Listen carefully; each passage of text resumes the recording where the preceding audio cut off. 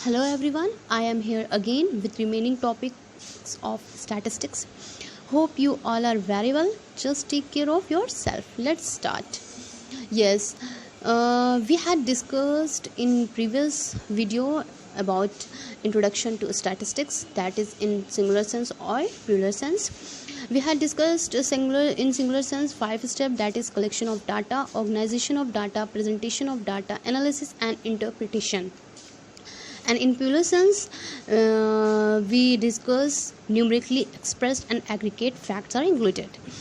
So let's start. Today we will discuss here about the importance of statistics and limitation of statistics. That is the overall topic of statistics. So let's start.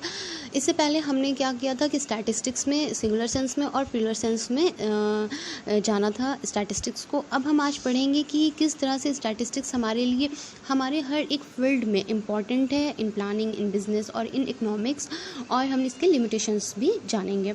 सो पहले हम importance देखते हैं कि किस तरह से एक statistics जो है वो हमारे लिए इम्पॉर्टेंस है. इन प्लानिंग हम वन बाय वन इंडिविजुअली एक एक करके एक्सप्लेन करते हैं और आप एक एक करके इसको समझते हैं.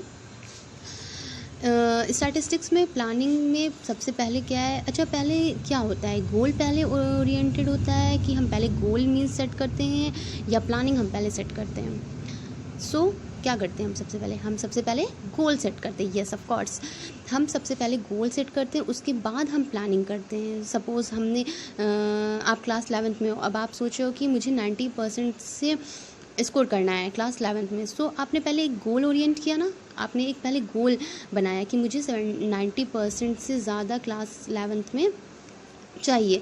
तो अब जब 90% से ज़्यादा मीन्स को स्कोर करना है आपको, तो अब आप इसके लिए प्लानिंग करोगे कि किस तरह से आपको उसकी पढ़ाई करनी है, आपको उसकी स्टडी करनी है. Of course. सो ये क्या हो गया, पहले आप गोल ओरिएंट कर रहे हो, फिर प्लानिंग कर रहे हो. अब प्लानिंग में स्टैटिस्टिक्स कैसे हेल्प करता है, तो प्लानिंग में स्टैटिस्टिक्स हेल्प करता है. सपोज़ एक स्कूल है, उसमें वहाँ एनुअल प्राइज़ डिस्ट्रीब्यूशन हो रहा है. अब स्कूल के जो प्रिंसिपल हैं उन्होंने किसी टीचर्स को और किसी पर्टिकुलर पर्सन को ये हायर किया, ये मीन्स कहा कि आप डाटा कलेक्ट करो कि प्राइज़ डिस्ट्रीब्यूशन होने वाला है, कि किन किन बच्चों को प्राइज़ मिलेगा. अब ऐसा तो है नहीं कि वहाँ पर जितने भी सारे बच्चे हैं या सारे स्टूडेंट्स हैं उनको सबको प्राइज़ मिलेगा. जो डिज़र्विंग स्टूडेंट्स हैं उनको ही तो प्राइज़ मिलेगा. तो उस चीज़ को, उस मीन्स प्रोग्राम को करने के लिए तो पहले सबसे पहले डाटा कलेक्ट करना पड़ेगा. और हम ये सब जानते हैं कि स्टैटिस्टिक्स में सिंगुलर सेंस में वेरी फर्स्ट पॉइंट क्या है, कलेक्शन ऑफ डाटा. सो इस तरह से प्लानिंग में स्टैटिस्टिक्स हमारी हेल्प करता है. Now next one in business. अब बिज़नेस में कैसे प्लानिंग हेल्प करता है, तो बिज़नेस में प्लानिंग हेल्प करता है एनालिसिस करने के लिए. अब एनालिसिस किस तरह से होगा कि सपोज़ किसी ने कहा कि इस जगह पर जाओ और बिज़नेस सेट कर लो, तो आप क्या जाओगे, उठोगे और बिज़नेस स्टार्ट कर दोगे? नहीं, आप पहले वहाँ जाओगे, वहाँ की चीज़ों को देखोगे, एनालिसिस करोगे. मीन्स जो आप जिस चीज़ का बिज़नेस करना चाहते हो, क्या वो एरिया ठीक है उस बिज़नेस के लिए, या फिर वहाँ पर डिमांड है उस चीज़ की. ऐसा तो नहीं कि हम जो बिज़नेस स्टार्ट करने जा रहे हैं वहाँ उस चीज़ की डिमांड ही ना हो. सो इसके लिए हमें सबसे पहले क्या करना होगा, एनालिसिस करना होगा. और एनालिसिस भी आप जानते हो कि सिंगुलर सेंस में स्टैटिस्टिक्स का ही एक पार्ट है. तो इस तरह से स्टैटिस्टिक्स हमारी हेल्प करता है.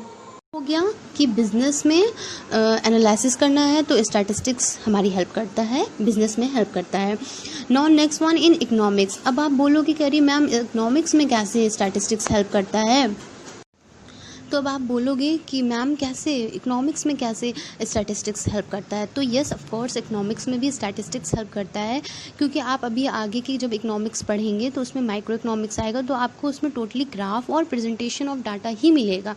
तो जो ये ग्राफ है, ये प्रेजेंटेशन ऑफ डाटा है, वो किसका पार्ट है, वो स्टैटिस्टिक्स का ही तो पार्ट है ना. तो इस तरह से इकोनॉमिक्स में भी स्टैटिस्टिक्स का बहुत इंपॉर्टेंट रोल है, और एक इम्पॉर्टेंस मीन्स रोल प्ले करता है स्टैटिस्टिक्स इकोनॉमिक्स में, क्योंकि आपको इकोनॉमिक्स पूरी की पूरी माइक्रो इकोनॉमिक्स ग्राफ और प्रेजेंटेशन के बेसिस पर ही मिलेगी. Now next one is limitation of statistics. अब क्या है कि लिमिटेशन क्या है, ऑफ कोर्स अगर किसी चीज़ के मीन्स गुड पॉइंट्स हैं तो बैड पॉइंट्स भी होंगे. A coin has two faces, head and tail, you all know. So अब स्टैटिस्टिक्स जिस तरह से हमारे लिए इम्पॉर्टेंस है उसका, उसी तरह से कुछ लिमिटेशंस भी हैं स्टैटिस्टिक्स के. तो देखते हैं कुछ लिमिटेशन क्या हैं. Individual facts. पहला क्या है, इंडिविजुअल फैक्ट्स। अब स्टैटिस्टिक्स क्या है, हम सब जानते हैं, हम पढ़ भी चुके हैं कि स्टैटिस्टिक्स जो है वो एग्रीगेट फैक्ट्स को डील करता है और एक्सप्रेस करता है न्यूमेरिकली, वो इंडिविजुअल फैक्ट्स को एक्सप्लेन नहीं करता है। तो सपोज़ अगर क्लास में कोई एक बच्चा है, एक स्टूडेंट्स है, उसने 90 मार्क्स स्कोर किया, तो क्या उसका स्टैटिस्टिक्स से कोई लेना देना है? कुछ भी नहीं है, उसका कोई मतलब नहीं है। क्यों? क्योंकि वो एक इंडिविजुअल फैक्ट्स है। अगर एग्रीगेट फैक्ट्स होता तो स्टैटिस्टिक्स में वो इन्वॉल्व होता, लेकिन वो मींस एग्रीगेट फैक्ट नहीं है, इंडिविजुअल फैक्ट है, तो इसलिए स्टैटिस्टिक्स में इसका कोई रोल नहीं है।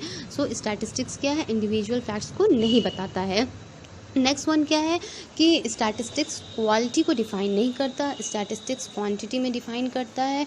मींस आपको पहले भी पता है कि न्यूमेरिकली एक्सप्रेस करता है, वो क्वालिटी को एक्सप्रेस नहीं करता है। थर्ड वन है लॉ, मींस ये रिलायबल नहीं होता, not reliable, not give the exact result. अब ये क्या है, एक स्टैटिस्टिक्स जो है वो एग्जैक्ट रिजल्ट नहीं देता हमको, ये रिलायबल नहीं होता। आप कुछ जगहों पर देखोगे आपको पावर्टी के और नेशनल इनकम्स, ये जो भी हमारा है, इन सब चीज़ों के अलग अलग बुक्स में अलग अलग ग्राफ आपको दिए होंगे, एग्जैक्ट किसी भी बुक में सेम ग्राफ नहीं मिलेगा। So here is a lack of reliable, means कि वो डेफिनेटली श्योर नहीं होता कि यही मीन्स डाटा जो है वही करेक्ट है। It's give approx result, means लगभग का रिजल्ट स्टैटिस्टिक्स देता है कि ये मे भी इस तरह से ग्राफ है, इस तरह से चीज़ें हो सकती हैं, लेकिन एग्जैक्ट यही नहीं होती हैं। तो ये भी एक लिमिटेशन है स्टैटिस्टिक्स की, वो एग्जैक्ट रिजल्ट नहीं बताता है, रिलायबल नहीं होता है।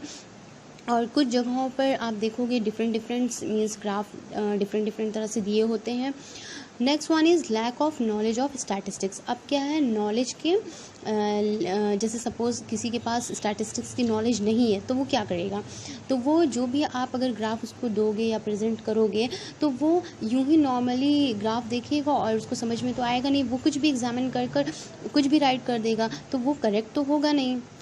इसी से क्या है, स्टैटिस्टिक्स का एक ये भी लिमिटेशंस है।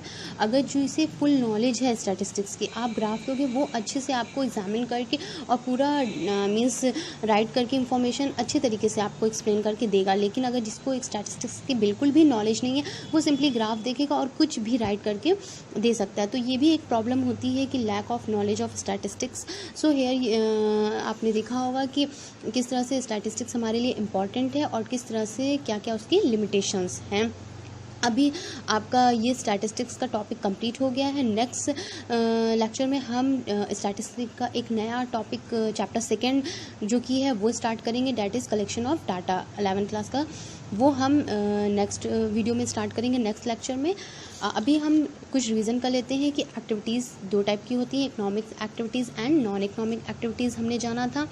इकोनॉमिक एक्टिविटीज़ हमको इनकम के बेसिस पे मॉनेटरी टर्म्स में डिफ़ाइन करता है। फिर हमने स्टैटिस्टिक्स को जाना कि स्टैटिस्टिक्स सिंगुलर बेसिस पे और प्लूरल बेसिस पे होता है।